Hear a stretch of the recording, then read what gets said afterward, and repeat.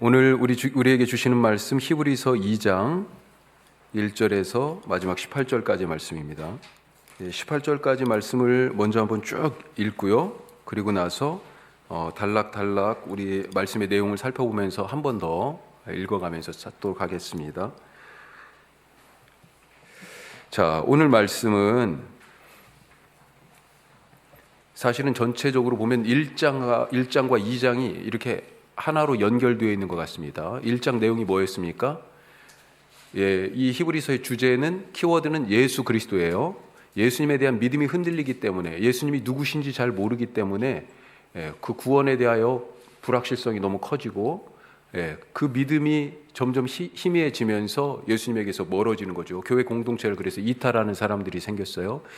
예수님이 누구신지를 그래서 계속해서 증언하는 것이 히브리서의 내용입니다. 맨 처음 1장에서 그래서 하는 말씀은 뭐예요? 사람들이 천사와 비교하여서 예수님이 천사와 같은 천상의 존재보다도 우월한 분이시다. 훨씬 더 뛰어난 분이시다. 그런 얘기를 1장에서 하고 있어요. 그리고 사실은 2장도 오늘 읽은 것처럼 천사와 비교하여서 예수님이 왜 사람이 되셔서 고난받으실 수밖에 없었는지, 1장은 영적이라고 하는 차원에서 천사들보다 뛰어나다라고 그러면, 이제 2장에서는 천사는 사람이 되지 못했잖아요. 그렇죠? 죄를 해결하기 위하여 그래서 사람이 되신 예수님에 대해서 더 집중적으로 얘기를 하고 계세요. 그러니까 1장은 예수님의 신성에 대해서 얘기한다고 하면 2장은 예수님의 인성에 대해서 얘기하는데, 거기에서도 천사가 약간 등장해요. 1장처럼 비교의 대상으로. 자, 그런데 그 사이에 뭐가 있어요? 우리 히브리서에는 5개의 경고가 있다고 그랬습니다. 5개의 경고. 갑자기 쑥쑥 들어가 있어요. 어떤 경고예요? 다시 말씀드리지만 히브리서는 예수님에 대한 믿음이 희박해지면서 특별히 죄사함에 대한 확신이, 눈에 보이는 어떤 확신이 필요한 사람들은 성전 제사나 할례나 이런 율법에 규정된 어떤 그런 방법으로 돌아가는 거죠. 교회를 떠나서. 그런 사람들에게 사실은 권면하고 더 나아가서 경고하는 내용들이 5번 들어있는데, 이 1장과 2장 사이에 예수님의 신성과 인성의 부분을 얘기하면서 그 사이에 경고가 하나 들어가 있습니다. 우리가 지금 읽은 것처럼 1절에서 4절까지의 말씀이 바로 그 내용이고요. 그리고 5절에서 마지막 18절까지의 내용이, 그러면 예수님은 또 누구신가? 예수님의 인성에 집중하여서 특별히 예수님이 사람으로서 고난받으신 그 이유들, 그리고 그 결과가 무엇인지에 대하여서 말씀하고 있습니다. 자, 그래서 우리가 이것을 몇 단락으로 좀 나눠가지고 한번 말씀을 읽어보도록 할게요. 자, 먼저 1절에서 4절 내용을 보면, 구원받은 것, 우리에게 주신 그 구원을 등한히 여기지 말라라고 하는 거죠. 권면이면서 동시에 경고입니다. 자, 구원을 등한히 여기지 말라. 자, 1절에서 4절까지만 그럼 먼저 한번 다시 읽어보죠. 자, 같이 읽겠습니다. 그러므로 우리는 들은 것에 더욱 유념함으로 우리가 흘러 떠내려가지 않도록 함이 마땅하니라. 천사들을 통하여 하신 말씀이 견고하게 되어 모든 범죄함과 순종하지 아니함이 공정한 보응을 받았거든. 우리가 이같이 큰 구원을 등한히 여기면 어찌 그 보응을 피하리요. 이 구원은 처음에 주로 말씀하신 바요, 들은 자들이 우리에게 확증한 바니, 하나님도 표적들과 기사들과 여러 가지 능력과 자기의 뜻을 따라 성령이 나누어 주신 것으로서 그들과 함께 증언하셨느니라. 아멘. 자, 결론의 이 권면의 요약은 1절이에요. 자, 그렇기 때문에 이제 들은 것에 더욱 유념하고, 또 한 가지 뭐예요? 흘러 떠내려가지 않도록 해라. 꽉 붙잡아야죠. 금류에 휩쓸립니다. 붙잡아야 돼요. 그 처음의 단계가 뭡니까? 들은 것이 있다는 거예요. 우리가 서로 들은 거, 뭘 들었을까요? 복음의 말씀을 들은 거죠. 천국 복음을 들은 것입니다. 뒤에 가서 이제 좀 더 그걸 세분화해서 나오는데, 자, 들은 게 있어요. 들어야 믿음은 어디서 생겨요? 믿음은 들음에서 나고, 뭘 들어야 됩니까? 들음은 그리스도의 말씀으로 말미암는다 그랬습니다. 듣는 것이 중요한데 예수님의 말씀을 들으니까 예수님을 믿게 되고요. 다른 말을 들으면요, 다른 것을 믿게 됩니다. 세상의 말을 들으면 세상을 따라가게 돼 있는 거고요. 그렇죠? 뭘 듣는지 잘 생각하셔야 돼. 예. 자, 또 들은 것을 더욱 유념하고, 예, 거기에 주의를 집중해라, 그런 얘기죠. 그냥 듣고 넘어가는 게 아니고요. 다른 말로 좀 더 얘기하면, 우리식으로 얘기하면 마음판에 새겨라, 이렇게 볼 수 있지 않을까 생각해요. 그래서 지금 이 교회에 지금 이런 배교의 흐름이 지금 생긴 거잖아요. 그 흐름에 떠내려가지 않도록 들은 것을 마음판에 새겨서 꽉 붙잡아요. 뭘 붙잡습니까? 믿음, 주님을 붙잡는 거죠. 주님을. 그게 믿음이죠. 자, 그런 권면을 이제 1절에서 하는데요. 그 이유가 있어요. 2절에. 자, 이 이유가 뭘까요? 2절을 보시면 옛 언약에 대한 말씀이 나옵니다. 천사들을 통하여 하신 말씀이 견고하게 되어, 옛 언약이 그랬다는 거죠. 모세에게 우리가 하나님께서 말씀을 주신 걸로 그렇게 알고 있잖아요. 그런데 스데반 집사님도 그랬고 바울 선생님도 그랬고, 그걸 어떻게 해석했냐면 제가 한번 읽어드릴게요. 거기 사도행전 7장 38절 말씀 이렇게 되어 있습니다.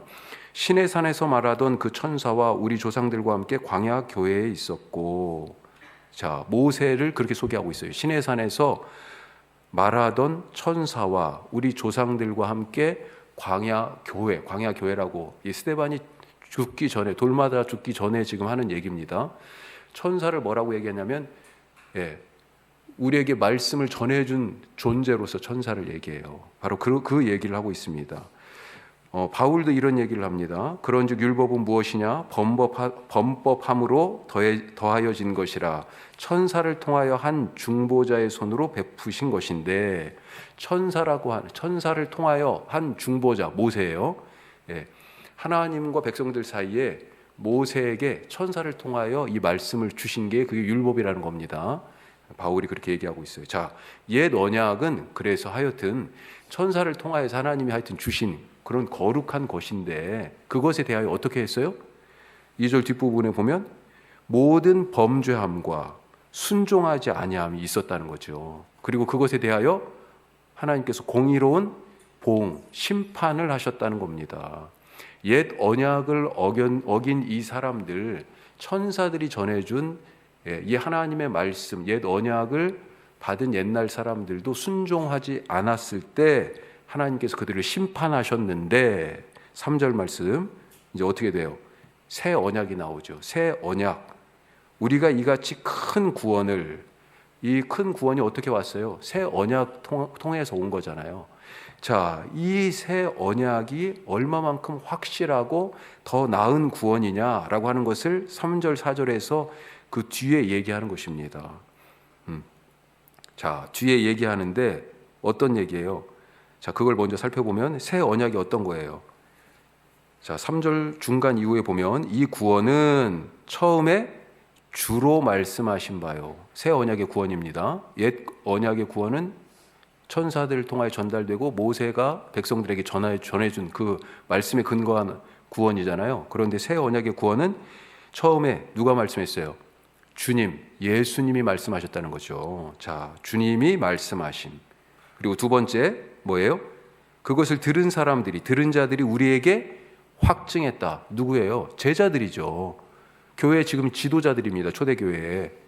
그들이 예수님의 말씀을 듣고 우리에게 확실하게 증언해 줬어요. 그리고 또 한 가지 4절에 보면 또 뭐가 있습니까? 하나님께서도 함께 했어요. 그래서 여러 표적과 기사들, 혹 더 나아가서 성령께서 함께하여 주셔서 그들에게 나누어 주신 여러 은사들을 통해 가지고, 야, 이게 새 구원이야, 새 언약에 따른 구원이야 라고 하는 것을 확실하게 보여주셨다는 겁니다. 자, 그래서 새 언약은 옛 언약에 의한 구원보다 더 확실한, 더 나은 구원이라는 거예요. 다시 말씀드리면 주님이 말씀하셔서, 또 그것을 들은 자들이 확증해서, 또 거기에 더해서 하나님이 성령까지 부어주셔가지고 그것을 다 증언하고 계세요. 증언, 여러 가지 방법으로. 자, 그런데 옛 언약을 받은 사람도 불순종했을 때 그에 합당한 보응을 받았는데 새 언약, 더 나은 구원을 받은 이 사람들, 너희들이 그것을 갖다가 지금 분명히 주셨는데, 그 구원을 주셨는데 그 구원의 말씀에 불순종했을 때 어떠하겠느냐. 그게 3절 처음에 나오는 말씀이죠. 이같이 우리가 큰 구원을 등한히 여기면 어찌 그 심판, 보응을 피하겠느냐. 이렇게 지금 경고를 하고 있습니다. 자, 이 경고를 넘어서 이제 예수님의 인성에 대해서, 이제 인성과 관계된 예수님이 누구신지에 대해서 말씀하는 부분은 우리가 5절부터 18절 말씀 보겠습니다. 자, 먼저 5절에서 8절까지 만물을 그리스도께 복종하게 하시는 일이 있어요. 만물이 그리스도께 복종합니다. 자, 그러면서 어떤 질문을 해요? 하나님께서 이 만물, 당신이 지으신 이 만물을 결국은 누구 발 앞에 누구에게 다스리라고 하시겠느냐? 천사냐? 아니라는 거죠. 그리스도 예수님이라는 것입니다. 그 이야기가 5절에서 8절까지 있는 말씀이에요. 자, 이런 생각을 가지고 5절에서 8절 다시 읽겠습니다. 5절입니다. 하나님이 우리가 말하는 바 장차 올 세상을 천사들에게 복종하게 하심이 아니니라. 그러나 누구인가 어디에서 증언하여 이르되 사람이 무엇이기에 주께서 그를 생각하시며 인자가 무엇이기에 주께서 그를 돌보시나이까. 그를 잠시 동안 천사보다 못하게 하시며 영광과 존귀로 관을 씌우시며 만물을 그 발 아래에 복종하게 하셨느니라 하였으니, 만물로 그에게 복종하게 하셨은즉 복종하지 않은 것이 하나도 없어야 하겠으나 지금 우리가 만물이 아직 그에게 복종하고 있는 것을 보지 못하고. 아멘. 아멘. 자, 지금 내용이 그거죠. 만물을 누구에게요? 그리스도께 복종하게 하셨다. 먼저 그래서 질문을 하나 하죠. 5절에 뭐라고 되어 있습니까? 장차 올 세상, 하나님이 회복하실, 이미 물론 이루어졌어요.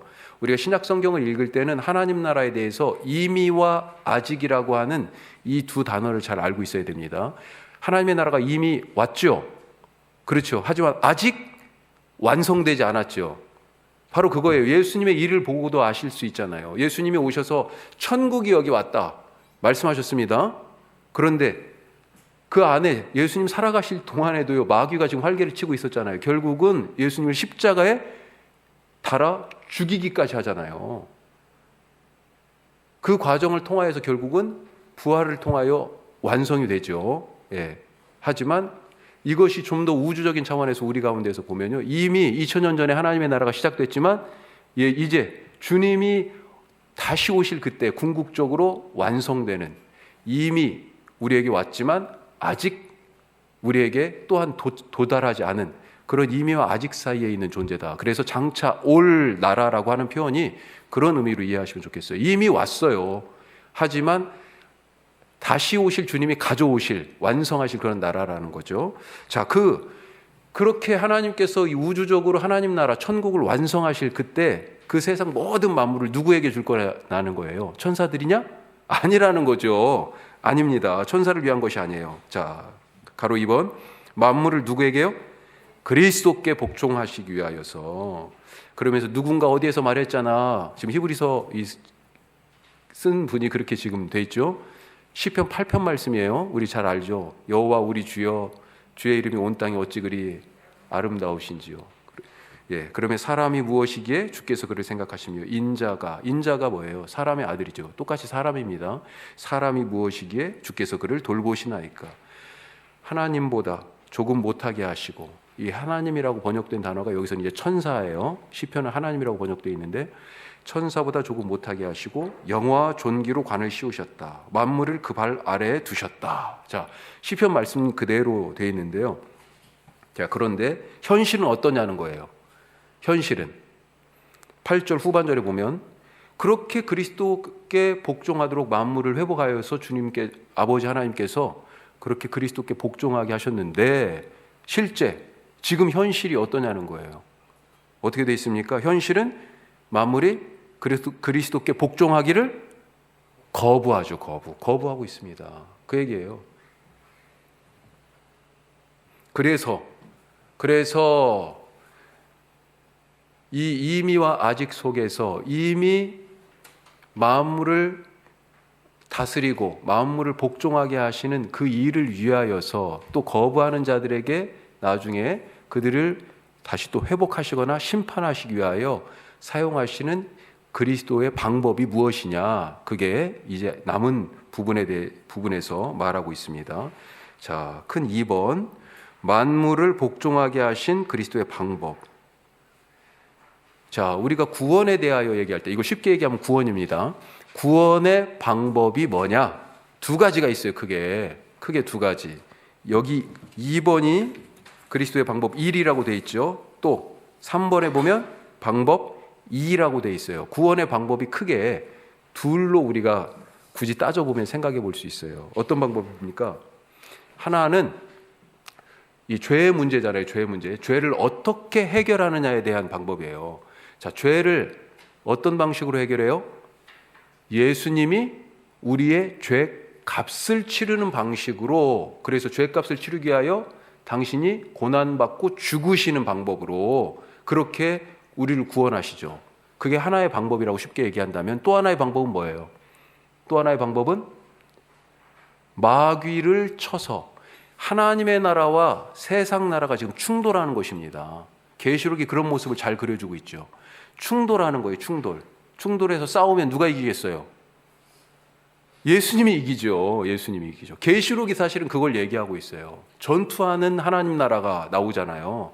세상 나라가 얼마나 무시무시합니까? 짐승, 옛 뱀, 용, 이런 모습으로 막 나타나잖아요. 거기에 하나님의 군대를 거느리고 오시는 예수님, 최후의 결전에서 결국은 이기시잖아요. 싸워서 이기는, 충돌합니다. 충돌해. 마귀의 권세를 멸하심으로. 그런데 물론 그 멸하심의 방법도 십자가예요. 자, 결국은 십자가긴 하지만 하나의 구원의 방법은 예수님께서 우리의 죄값을 치르시고 대신 죽으시는 방법이었고, 하나는 세상 나라를 쳐서 멸하고 마귀의 권세를 멸하시는, 싸워 이기는 방법, 이 두 가지로 생각해 볼 수 있다. 자, 2번, 만물을 복종하게 하시는 그리스도의 방법. 그래서 뭐예요? 대속의 고난과 죽음. 대속이 뭐예요? 죄를 대신 사하다, 속하다. 이걸 우리가 대속물이라고 그래서 얘기하잖아요. 몸값을 대신 치르다. 값을 치른 거예요. 우리 목숨을 살리기 위하여 예수님이 당신 목숨으로 대신 값을 치르신 거죠. 영어 표현으로는 이 대속이 redeem입니다. redeem. 영어에서 구원이라는 단어가 여러 가지 있잖아요. 우리도 다르고요. 대속이 있고, 또 구원은 뭐예요? 뭐뭐로부터 이렇게 deliver예요. 수렁에 빠졌어요. 그걸 건져내는 것, 이거 deliver죠. deliver.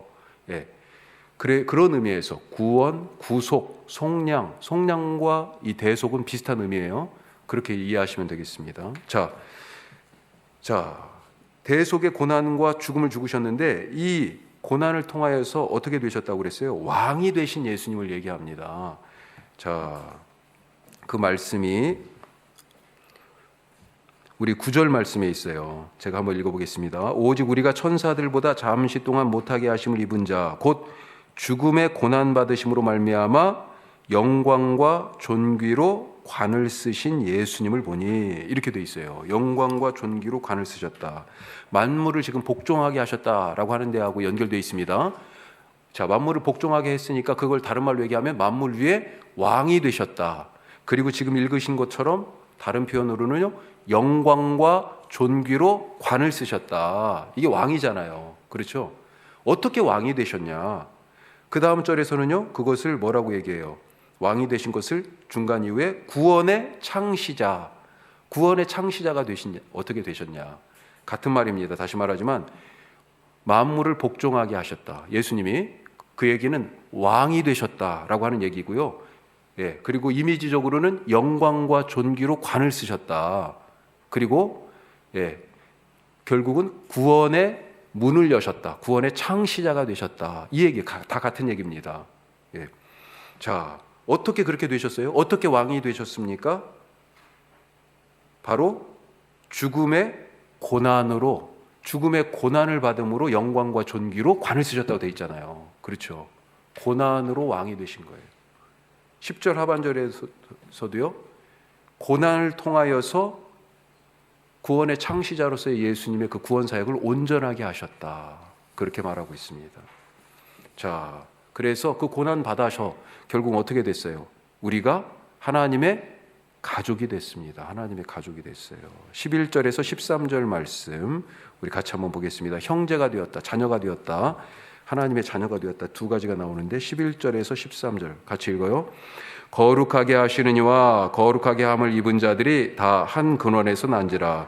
그러므로 형제라 부르시기를 부끄러워하지 아니하시고 이르시되 내가 주의 이름을 내 형제들에게 선포하고 내가 주를 교회 중에서 찬송하리라 하셨으며 또다시 내가 그를 의지하리라 하시고 또다시 볼지어다 나와 및 하나님께서 내게 주신 자녀라 하셨으니 아멘. 자, 그 왕이 되시고 만물을 그분의 발 앞에 두시고 어떻게 했다고요? 고난을 통해서, 고난과 그 죽음을 통하여 이런 일이 있어서 우리의 죄가 사해졌어요. 자, 그런데 이 고난 받으심으로 결국 어떻게 됐습니까? 우리가 하나님의 가족이 되었다. 거룩하게 하시는 자와 거룩함을 입은 자, 예수님과 우리가 한 근원에서 났다. 그렇죠? 그러니까 어떻게 됩니까? 한 형제다. 그게 바로 11절 뒷부분과 12절에 있는 말씀이죠. 한 형제. 우리가 예수님의 한 형제 자매가 된 것입니다. 자, 그런데 거기서 그치지 않고요. 또 그것을 뭐라고 얘기합니까? 13절에 하나님의 자녀가 된 것이다. 이렇게. 그러니까 다 통틀어서 얘기하면 우리가 예수님의 고난받으심, 그 죽으심을 통하여서 주님이 만물을 다스리시는 왕이 되시는 그 놀라운 구원 사건을 통해서 우리가 하나님의 가족이 되었다. 지금 이 얘기를 하려고 하는 거예요. 이 히브리서 쓰신 분이 엄청나게 말을 복잡하게 썼어요. 이렇게 쉬운 얘기인데. 예. 자, 3번으로 넘어가겠습니다. 자, 만물을 복종하게 하는 방법 하나는 아까 뭐라고요? 죄를 예수님이 뒤집어 다 쓰시고 우리 대신에 고난받고 죄값으로 죽는 그런 고난과 죽음의 방법으로 죄를 없애셨어요. 그래서 우리가 하나님의 가족이 됐습니다. 자, 또 한 가지 방법은 뭐예요? 세상 나라와 싸우는 거예요. 싸워서 이기셨어요. 세상 나라를 이기심. 자, 이 방법에 대해서는 14절에서 마지막 18절까지 이게 이제 다른 혹시 다른 할 만한 도서를 보면 이렇게 꼭 안 나눠져 있을 가능성이 엄청 높습니다. 제가 나름대로 다시 나눈 거예요. 예. 자, 세상 나라와 싸워 이기시는 부분에 대해서 우리 같이 14절에서 18절 같이 읽겠습니다. 자녀들은 혈과 육에 속하였음에 그도 또한 같은 모형으로 혈과 육을 함께 지니심은 죽음을 통하여 죽음의 세력을 잡은 자 곧 마귀를 멸하시며 또 죽기를 무서워함으로 한평생 매어 종노릇하는 모든 자들을 놓아주려 하심이니 이는 확실히 천사들을 붙들어 주려 하심이 아니요 오직 아브라함의 자손을 붙들어 주려 하심이라. 그러므로 그가 범사의 형제들과 같이 되심이 마땅하도다. 이는 하나님의 일에 자비하고 신실한 대제사장이 되어 백성의 죄를 속량하려 하심이라. 그가 시험을 받아 고난을 당하셨은즉 시험 받는 자들을 능히 도우실 수 있느니라. 아멘. 아멘. 자, 우리 자녀들은 구원 받았지만 예수님의 형제 자매가 되었지만 하나님의 자녀가 되었지만 실제 모습은 어때요? 그게 이미와 아직 사이에 사는 하나님 나라의 존재죠. 우리가 실제 모습은 어때요? 우리의 시민권은 이미 하늘에 있지만 실제 우리는 대한민국 주민등록증 들고 다니잖아요. 그렇죠? 우리가 이미 구원받았지만 실제 우리는 혈과 육을 가지고 지금 살아가고 있다는 거죠. 그것을 지금 마귀가 이용하는 겁니다. 그래서 너 죽어. 내 말 안 들면 죽어. 이 땅 살아가면서 힘들어. 성공하지 못해. 어디 한번 두고 볼까? 세상 질서를 따라가야지. 마귀가 만든 세상 질서를 따라가도록 막 유혹하는 거죠. 그래서 예수님이 어떻게 하신 것입니까? 똑같이 우리와 같은 혈과 육을 가진 존재로 우리같이 되셨다고 지금 얘기하잖아요. 자, 그래서 가로 2번 혈과 육을 지닌 형제와 같이 되신, 우리와 같이 되신 그런 이유가 뭐냐? 그 뒤에 모든 말씀들을 쭉 한번 정리해 봤어요. 자, 1번. 죽음의 세력을 잡은 마귀를 멸하시려고. 예. 그래서 인간이 되신 것입니다. 또 15절에 보니까 죄의 종이 되어서 죄의 종노릇하는 우리가 너무 불쌍하신 거죠. 그 죄의 종노릇에서 해방하시기 위하여. 그리고 또 천사들 아니고 누구를요? 아브라함의 자녀, 약속의 자녀, 믿음으로 하나님의 자녀가 된 우리들을 붙들어 주려고.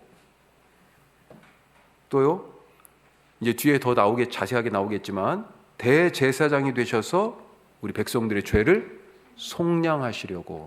대제사장이 한 일이 뭐예요? 제사 드린 일이잖아요. 대속죄일에 지성소에 들어가서 백성과 자기의 죄를 위하여 속한 거잖아요. 그렇죠? 그 일을 이제 예수님이 하시겠다 하는 거죠. 또 시험 받는 자들을 도우시기 위하여. 왜 시험 받습니까? 혈과 육으로 우리가 살아가고 있기 때문에. 그래서 시험을 당할 수밖에 없어요. 예수님도 혈과 육을 가지시고 그래서 시험 당하셨잖아요. 맨 처음에 사역 시작하기 전에 벌써 마귀가 와가지고 시험하잖아요. 이 돌로 떡 만들어 먹어봐. 인간의 한계를 경험하게 하잖아요. 시간과 공간에 매여 있는 존재다 너희는 이제. 원래 하나님은 무한했잖아요. 영원했잖아요. 능력이 끝이 없었잖아요. 그런데 시간과 공간 속에 지금 매여 있는 존재로서 어떻게 해요? 성전 꼭대기에 딱 세우고 너 여기서 뛰어내려봐. 뛰어내려봐. 너 하나님의 아들 맞아? 너 사람이잖아. 여기서 뛰어내리면 다 죽어. 네가 하나님의 아들이라면, 그러니까 유혹하죠. 네가 하나님의 아들이라면 천사를 보내서 발이 돌에 부딪히지 않게 받아주실 텐데. 시험을 받으셨습니다. 왜 시험을 받으셨어요? 시험 받는 자를 도우시기 위하여서.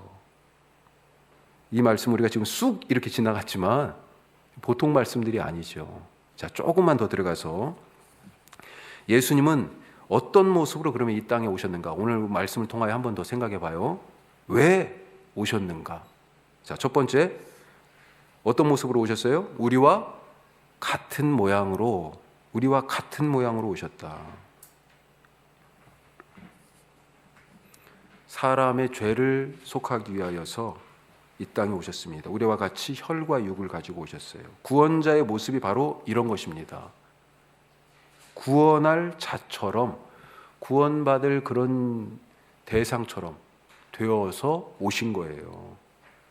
사랑하는 사람의 모습도 그렇지 않습니까? 사랑받는 자의, 그 사람을 진짜 사랑한다면 사랑받는 자의 모습으로 내 모습이 자꾸 변해가야 되는 거죠. 우리는 그런데 어때요? 다른 사람을 향해서 야, 나처럼 되라. 우리처럼 왜 안 되지? 나처럼 생각하지 않지? 왜 나처럼 일하지 않지? 그것 때문에 너무 힘들지 않습니까? 그것 때문에 자꾸 갈등이 있고 그것 때문에 다투고. 그건 뭐 부부 사이에는 더 그렇죠. 더 많이 그런 얘기를 그렇게 많이 담고 그렇게 많이 비슷한데도 불구하고요. 그만큼 아니 그보다 더 많이 왜 이렇게 다르지를 경험하는 게 부부 아니에요.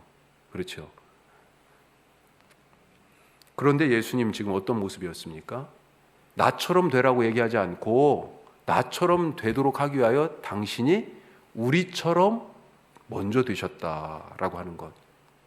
우리가 그것을 잊지 마실 수 있길 바랍니다. 자, 두 번째로. 우리를 왜 오셨나? 우리를 자녀 삼으시고 붙들어 주시기 위해서.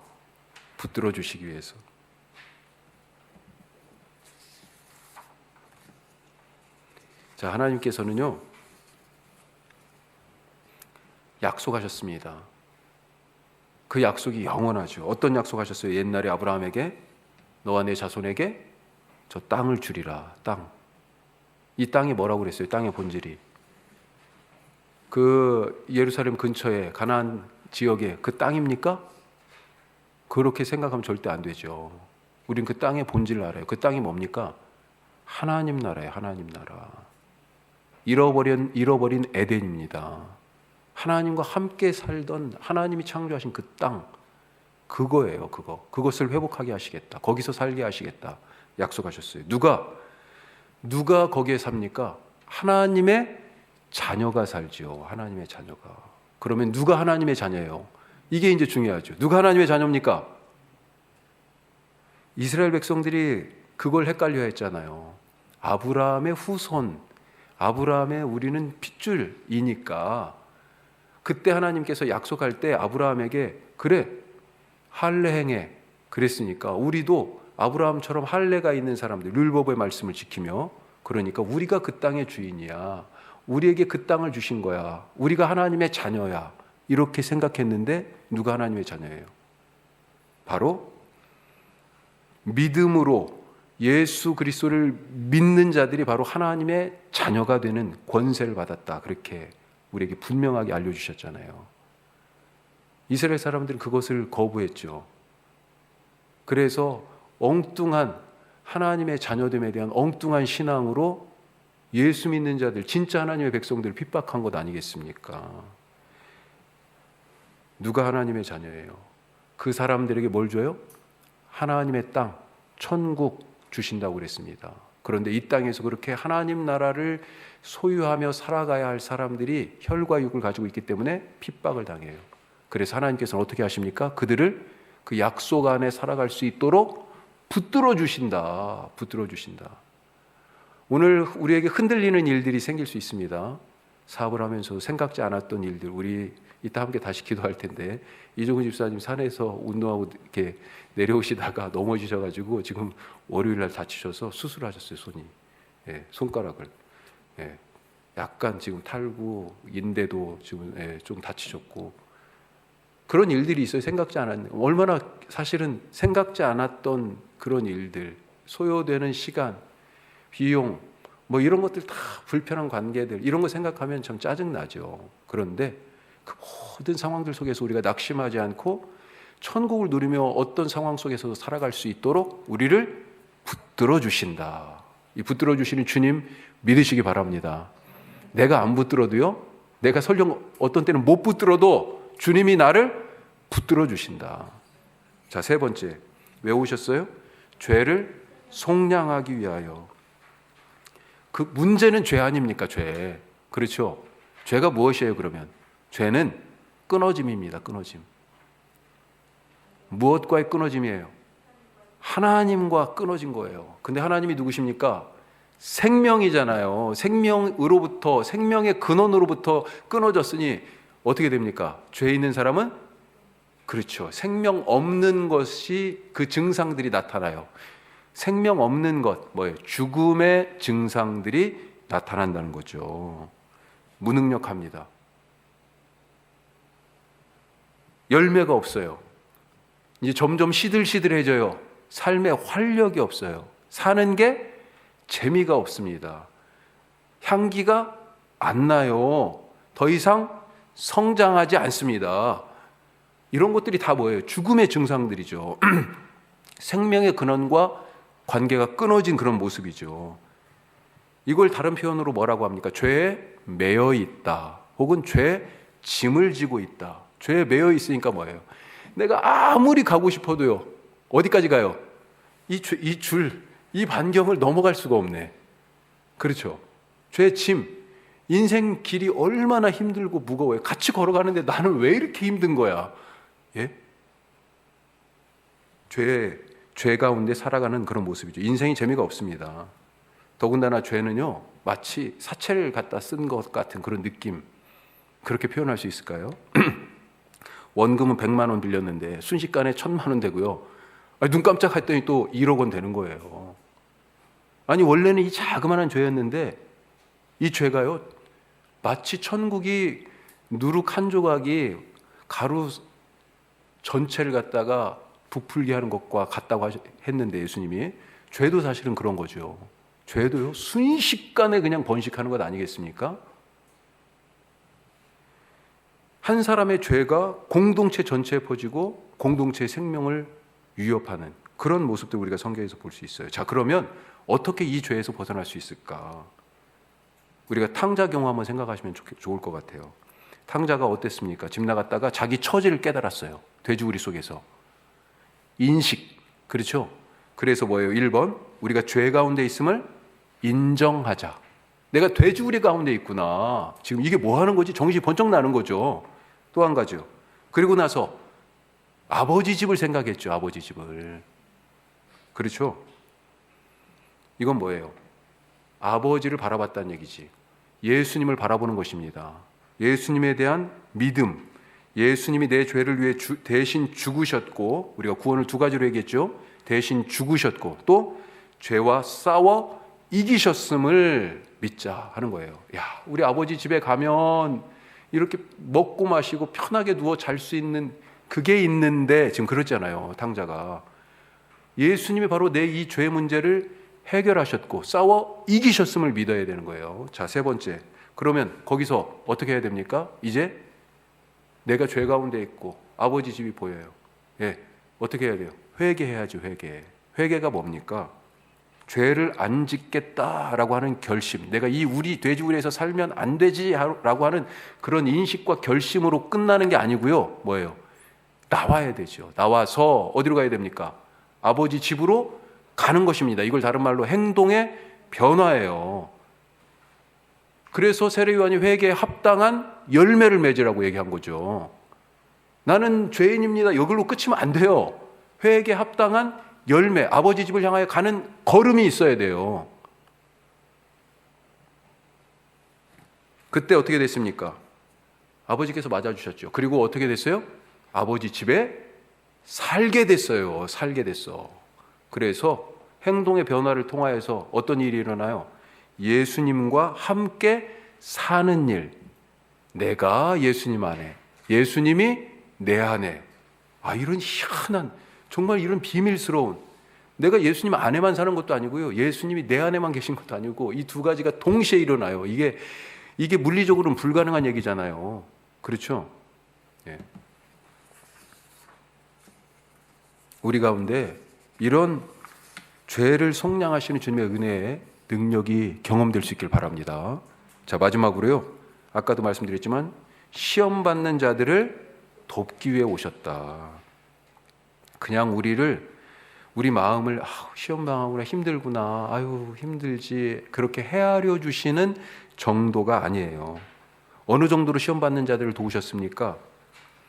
단지 손을 내밀어서 도와주시는 그런 정도가 아니라 우리가 받을 시험까지도 받으셨고, 심지어 우리가 죽을 죽음까지도 이미 죽으신 거예요. 그러니 내가 지금 시험을 받고 있다고 그러면 뭐예요? 이것은 주님이 이미 받으셨는데 내가 받고 있어요. 아직 주님께 이 모든 것들을 의지하지 못한 부분들이 있는 것입니다. 주님 안에 내 인생의 문제가 이미 해결되셨음을 믿으시기 바랍니다.